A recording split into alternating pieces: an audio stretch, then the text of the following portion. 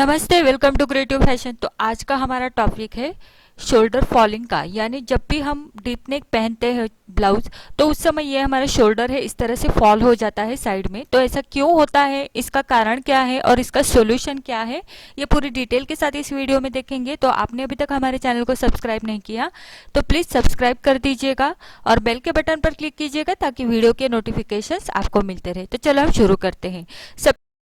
तो यहाँ पर ये हमारा ब्लाउज है और यहाँ पर इसका मेन जो कारण होता है शोल्डर गिरने का वो है नेक लूजिंग। नेक लूजिंग होने के कारण ये शोल्डर हमारा इस तरह से फॉल होता है और ये तब भी होता है जब हमारा बैक नेक डीप हो। तो इसका मेन कारण ये होता है कि ये नेक लूजिंग हो। दूसरा कारण इसका ये होता है कि ये वेस्ट की तरफ लूजिंग होता है। तो सबसे पहले आपको ये वेस्ट में और पूरे चेस्ट और फुल बस्ट में फिटिंग कर लेना चाहिए। आपके बॉडी अनुसार, मेजरमेंट अनुसार आप ये पूरी तरह से फिटिंग कर लीजिएगा। उसके बाद आपको ये जो शोल्डर है ये आपको इस तरह से उठाकर देखना है कि आपको ये कितना कन्वीनियंट लग रहा है फिटिंग में। तो आप उसके अकॉर्डिंग उसे अच्छी तरह से उठाइएगा। जब आप खुद देखते हो ये ब्लाउज पहन के तो आप बस एक साइड का ही शोल्डर उठा सकते हो, और जब आप सामने वाले का चेक कर रहे हो तो आप इस तरह से दोनों साइड के शोल्डर उठा के चेक कीजिएगा कि ये कितना टाइट होना चाहिए, और ये देख लीजिएगा कि ऊपर की तरफ ये आपने कितने उठाया है। तो यहाँ पर देखो, आगे की साइड में ½ इंच और पीछे की साइड में ½ इंच, यानी एक साइड में ये 1 इंच और दूसरे साइड में ये 1 इंच, यानी ये पूरा कुल मिलाकर 2 इंच हमें नेक यहाँ पर टाइट करना है। जब आप खुद का इस तरह से चेक करते हो पहन के तो आप दोनों साइड से उठा नहीं सकते, आप बस एक साइड से ही उठाकर चेक कीजिएगा। आपका शायद 2 इंच भी आ सकता है या 1 इंच भी आ सकता है। तो यहाँ पर ये हमारा 2 इंच आ रहा है। तो चलो हम देखते हैं इसे किस तरह से कवर करेंगे। तो सबसे पहले हमें क्या करना है, ये जो नेक है और ये ऊपर की साइड की शोल्डर की साइड है, तो वहां पर हमें थोड़ी सी सिलाई निकालनी है। आपकी शायद पाइपिंग हो सकती है या फिर हाथ से किया हुआ हेमिंग हो सकता है, वो निकाल दीजिएगा। ये 1 से 2 इंच आपको डिस्टेंस यहाँ पर निकाल देना है। तो यहाँ पर हेमिंग मैंने की थी, वो हेमिंग मैंने निकाल दी है। और ये निकालने के बाद शोल्डर की जो मार्जिन है, सीम मार्जिन, वो हमें यहाँ पर खुला कर देना है। तो ये मैंने यहाँ पर इसे खुला कर दिया है।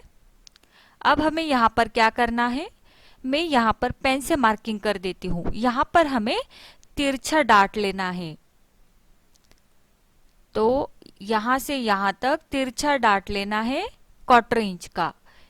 तो यहाँ पर देखो, आगे की साइड में मैं 1/4 इंच पे मार्किंग करूंगी और ये पीछे की तरफ यानी आर्म होल की साइड की तरफ ले जाते हुए ऊपर की सिलाई मार्जिन को टच कर दूंगी। ये तिरछी आनी चाहिए रेखा, ये यहाँ पर सिलाई मार्जिन को टच होना चाहिए।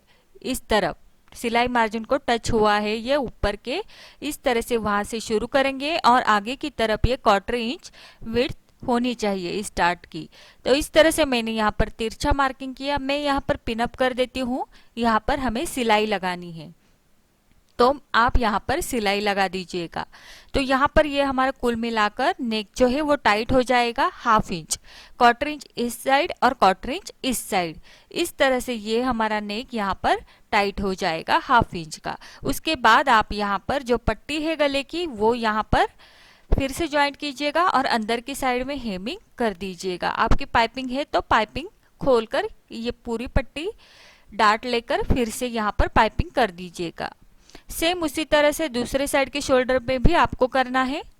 यहाँ पर आपको सिलाई खोल देनी है। उसके बाद जितना डाट इस साइड में लिया था उतना ही डाट तिरछा यहाँ पर 1/4 इंच का ले लेना है।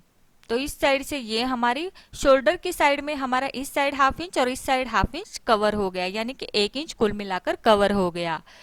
अब यहाँ पर देखो, ये हमारी आई पट्टी की लाइन है। यहाँ पर हम एक 1/4 इंच से थोड़ा सा ज्यादा डिस्टेंस लेंगे और वहां पर इस तरह से तिरछी लाइन मैंने खींच दी है। ऊपर की साइड में 1/4 इंच से थोड़ा सा ज्यादा लेके नीचे की साइड में सिलाई मार्जिन को मैंने टच कर दिया है। यह डिस्टेंस आपका होगा ज्यादा से ज्यादा 2 से 2.5 इंच तक का।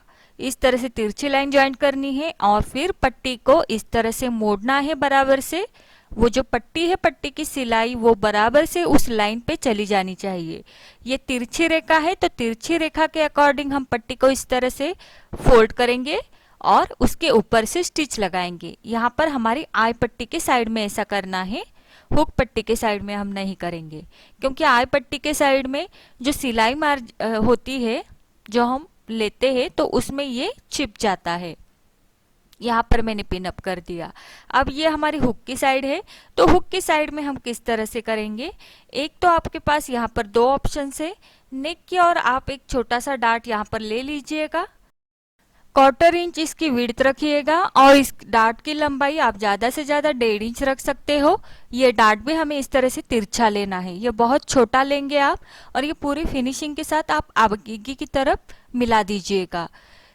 तो इस तरह से ये मैं यहाँ पर सीधी साइड से आपको दिखा देती हूँ। इस तरह से आपका डार्ट यहाँ पर आएगा और ये पूरी फिनिशिंग के साथ आगे की साइड में आप ज्वाइंट कर लीजिएगा।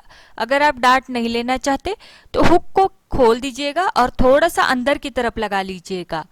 हुक को आगे की तरफ से खोलेंगे और थोड़ा सा अंदर की साइड में लगाएंगे तो यहाँ पर ये 1/2 इंच टाइट हो जाएगा।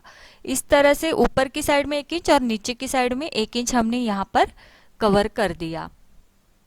अब हमें क्या करना है, ये सब हो जाने के बाद आप एक बार पहन लीजिएगा। आपको टाइट लगे तो ठीक है, अगर आपको लगता है फिर भी थोड़ा सा ये लूज है तो आप इसे खोल दीजिएगा और आर्म होल में, हमारे आर्म होल में 1/4 इंच आप दबा दीजिएगा। यहाँ पर सिलाई ले लीजिएगा।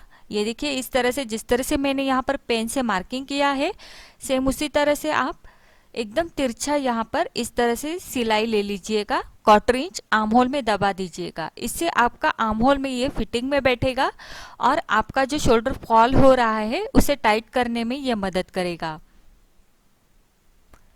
दोनों साइड से आपको आर्म होल में ये 1/4 इंच दबा देना है। अब ये तो हो गया हमारा प्रिंसेस कट ब्लाउज हो आपका या 4 डार्ट का ब्लाउज हो, उसमें आप इस तरह से फिटिंग करेंगे। अगर कटोरी ब्लाउज है तो उसमें आप किस तरह से फिटिंग करेंगे वो भी हम देखेंगे।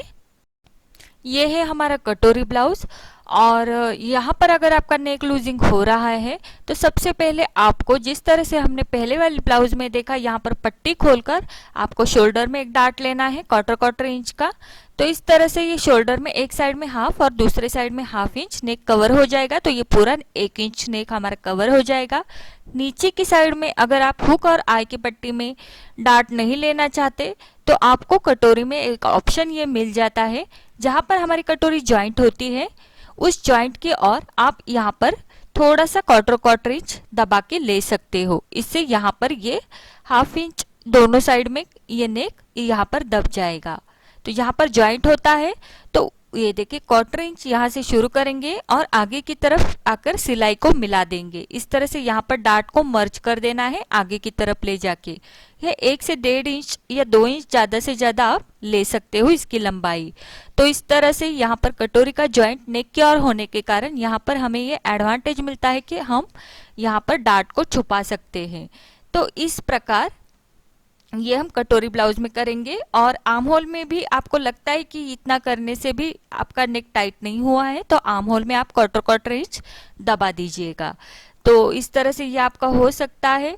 और अगर आप और भी ज़्यादा ये लूजिंग हो रहा है तो आप यहाँ पर ये जो हुक और आई की पट्टी है यहाँ पर भी आप डार्ट ले सकते हो। इस प्रकार ये कटोरी ब्लाउज में हमारे ऑप्शंस है। अब ये सारे फिटिंग करने के बाद एक महत्वपूर्ण बात यहाँ पर ये है कि यहाँ पर आपको इस तरह की पट्टी ज्वाइंट कर देनी है। ये जो पट्टी है ये प्रेस बटन पट्टी होगी। ये छोटी सी पट्टी आप यहाँ पर ज्वाइंट कर दीजिएगा, क्योंकि यहाँ पर जो आपके इनर्स की पट्टी होती है वो बीच में इस तरह से होगी और उसके ऊपर से आप इसको प्रेस बटन लगा दीजिएगा, ताकि ये जो इनर्स की पट्टी है इसका आपको सपोर्ट मिलेगा ये आपके ब्लाउज के शोल्डर को, और ये आपके शोल्डर के ऊपर बना रहेगा, ये फॉल नहीं होगा।